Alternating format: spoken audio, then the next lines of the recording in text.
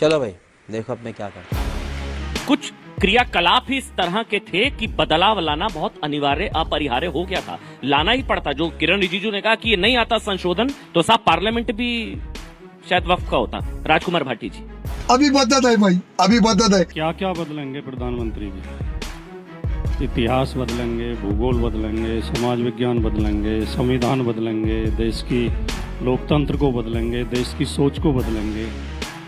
असल में जो असली समस्या है वो ये है अमन जी कि राष्ट्र निर्माण में, राष्ट्रीय आंदोलन में, राष्ट्र की आज़ादी में इन संगठनों का और इस विचारधारा का कोई योगदान रहा नहीं है जिससे प्रधानमंत्री जी आते हैं। बात तो सही है। तो इनके पास बताने के लिए, गर्व करने के लिए कुछ बातें हैं नहीं। आपने एक कहावत सुनी होगी कि किसी लाइन को छोटा करने के दो तरीके होते हैं, उसके बराबर में बड़ी लाइन खींच दो या उस लाइन को मिटा दो। जोर जोर से बोल के लोगों को स्कीमें बता दे। तो प्रधानमंत्री जी लाइनें मिटाने की प्रयास करते हैं, बड़ी लाइन उनसे खींची नहीं जाती। गजब बेइज्जती है। अब वो कह रहे हैं कि देश के बंटवारे को हवा दी कांग्रेस ने।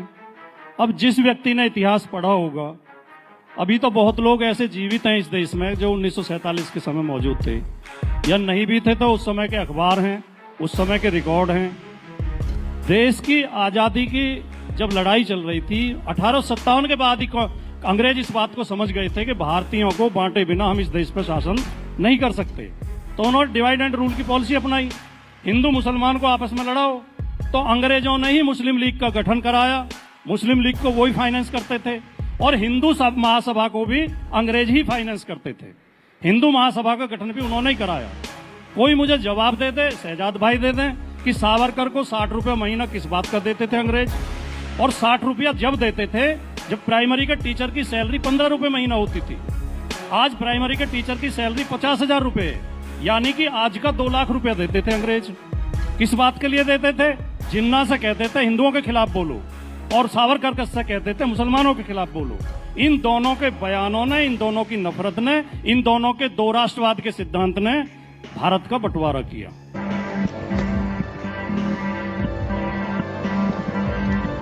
कांग्रेस कभी भारत के बंटवारे के पक्ष में नहीं थी। गांधी, अंबेडकर, पटेल, नेहरू कभी बंटवारे के पक्ष में नहीं थे। दुर्भाग्यजनक बंटवारा हुआ, उसका सबको दुख है, पूरे भारत को दुख है। हमारा एक हिस्सा कटा, लेकिन उसके लिए आज ये कह देना कि प्रधानमंत्री कहेंगे तो कौन विश्वास करेगा कि कांग्रेस ने हवा दी थी और ये नहीं चाहते थे। भाटी जी, मैं इस देश में दो राष्ट्र की सबसे पहला जो सिद्धांत दिया वो सावरकर ने दिया। दो राष्ट्रवाद की बात पहली बार की सावरकर ने की। सावरकर का आप हिंदुत्व वाली किताब उठा के पढ़ लें या गोलवलकर की आप बंच ऑफ थॉट्स पढ़ लें, वो कहते हैं कि ये देश हिंदुओं का देश है। अभी ना भाटी जी, जब मैं डिबेट में आ रहा था, तो जो मेरे गेस्ट कॉर्ड में सेतु हितेश है, वो कह रहे थे कांग्रेस के प्रवक्ता नहीं है। मैं कहा कमी नहीं महसूस होगी, पार्टी बदल लिया साला। आपने मुझे सही साबित कर दिया। बहरहाल मैं एक बार अब शोभ जो मैं हो गया ना, मैंने बोला ही नहीं कुछ।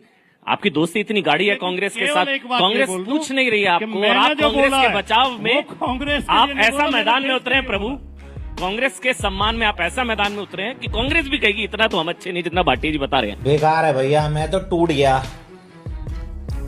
मैं तो। अब बहरहाल एक बार शोएब जमाई, कानून तो मानना पड़ेगा शोएब भाई, कानून तो मानना पड़ेगा ना। ममता बनर्जी कह रही है हम नहीं मानेंगे, आप भी शायद कहते हैं हम नहीं। कानून तो, संविधान से ऊपर तो कोई नहीं है ना शोएब, संविधान से ऊपर तो कोई नहीं है ना। नहीं, देखिए ऐसा है कि झूठ को जो है ना भव्यता मिल गई है। सही पकड़े हैं। The lie has been glorified। और दुर्भाग्य से हमारे टीवी चैनल और मीडिया भी उसी को एजेंडा को चलाते रहते हैं। अरे बाप रे, ये तो धोती खोल रहा है। और जनमानस के दिमाग में आ जाती है कि अच्छा ऐसा है, वक्फ बोर्ड ऐसे कब्जा कर लेता है और ये कर लेता है। एक बात बताइए, वक्फ बोर्ड कोई मुसलमानों की स्वायत्त संस्था है, ऑटोनोमस बॉडी है, या स्टेट गवर्नमेंट के द्वारा एक रिकमेंडेड, बल्कि उनके अंडर में, जिसमें स्टेट के सेक्रेटरी, जिले का डीएम, चीफ मिनिस्टर के द्वारा अपॉइंटेड लोग, उसके ही द्वारा यहाँ से अपॉइंटेड जज उसके ट्रिब्यूनल में होते हैं, बल्कि एक कानून के तहत वो एक बॉडी होती है किसी भी स्टेट में। और किसी भी जमीन पर जो रजिस्ट्रेशन एज ए वक्फ होता है या कोई वक्फ करता है, वो बिना सर्वे के नहीं होता। सर्वेयर भी गवर्नमेंट का, स्टेट गवर्नमेंट, अगर बीजेपी की सरकार है या कांग्रेस की भी सरकार है, सर्वेयर उसको सर्वे करके रिपोर्ट देता है, डीएम उसको सही पाता है, तो ही वो वक्त में रजिस्टर हो। अब इतने तमाम प्रोसेस से कोई चीज गुजर के आती है तो आप कहेंगे कि अरे मुसलमान तो वक्फ बोर्ड के नाम पे कब्जा कर रहा है। अरे तो कब्जा कर रहा है, अगर किसी गांव में, तमिलनाडु की किसी गांव में ने किसी ने गलत क्लेम कर दिया, किसी सर्वेयर ने गलत रिपोर्ट दी या किसी डीएम ने उसको अप्रूव कर दिया, इसमें मुस्लिम समाज का क्या दोष? नंबर 1, ये झूठ फैला। अब दूसरा कि वक्फ बोर्ड के पास जो है ना तीसरी सबसे ज्यादा जमीन है। पहली हो गई रेलवे और ठीक, ये भी एक रेलवे बड़ा और झूठ है। रक्षा तो अच्छा। देश की है ना, ये निजी है, इसलिए पहली है। जियान है आप। कह रहे हैं दुनिया कि में बहुत सबसे सारे- अमीर जी। अभी एक डेटा, एक आंकड़ा उठा के देखिए, जो हिंदू इंडोनमेंट बोर्ड है, हर देश में, हर समाज के पास, हर धर्म का एक एक बोर्ड है। जैसे हिंदुओं में हिंदू इंडोनमेंट बोर्ड है, गुरुद्वारा प्रबंधक कमेटी है, क्रिश्चियन की एक अपनी इंडोनमेंट बोर्ड है। उसी तरीके से देवी स्थानम बोर्ड है, हिंदू इंडोनमेंट बोर्ड है। उसमें सिर्फ 4 राज्य, तमिलनाडु, उड़ीसा और आंध्र प्रदेश और तेलंगाना, इन 4 राज्यों के आंकड़े उठा के देखेंगे तो लगभग 12 लाख एकड़ जमीनें जो है वो सिर्फ ये 4 राज्यों में है। फिर आप क्यों झूठ बोलते हैं कि इतनी जमीनें हैं इनकी? अगर जमीनें हैं भी तो जिन्होंने वक्फुल औलाद किया या जो कुछ भी जिन्होंने डोनेट किया, उन्होंने अपनी प्रॉपर्टी की है। भाई मेरी प्रॉपर्टी है, मैं किसी को डोनेट करना चाहता हूँ, वक्फ करना चाहता हूँ, it should be go under a ये प्रोसेस। अच्छी चीज है, ये अच्छी चीज है। नहीं, अब सुनिए, मैं मैं एक मिनट कर लूं ना। आप कंप्लीट करिएगा, ये अच्छी चीज है। यानी कि 9.4 लाख एकड़ जमीन डोनेटेड है। अंग्रेजी बोल बोल के कैसे बात को घुमाया जाता है। इसमें वक्फ बाय यूजर भी है। नहीं, मैंने पूछा हाँ या ना।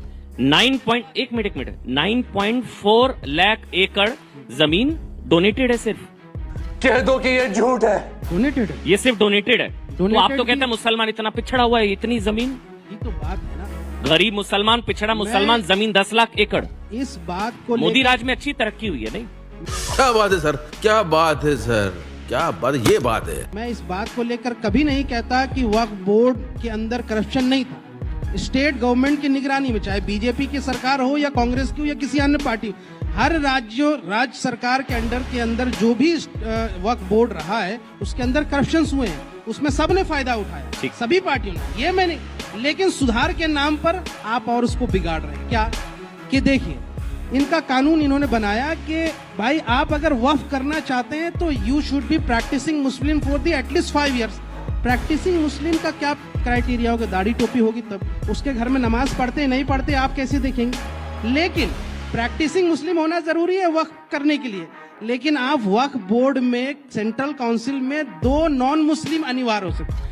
कोई हिंदू वक्फ नहीं कर सकता, लेकिन बोर्ड मेंबर में होंगे और स्टेट में होंगे। ये गजब का कानून। अच्छा, इसी बात को ठीक है, 19 सुनिए जी, 1955 में और 1995 में जो संशोधन हुए थे उसमें ये था कि वक्फ बोर्ड में सिर्फ मुस्लिम ही वक्फ कर सकते हैं। लेकिन 2013 में एक संशोधन आया था जिसके बाद ये तय हुआ था कि नॉन मुस्लिम भी वक्फ कर सकते हैं, डोनेट कर सकते हैं। और उसको कौन समर्थन किया था?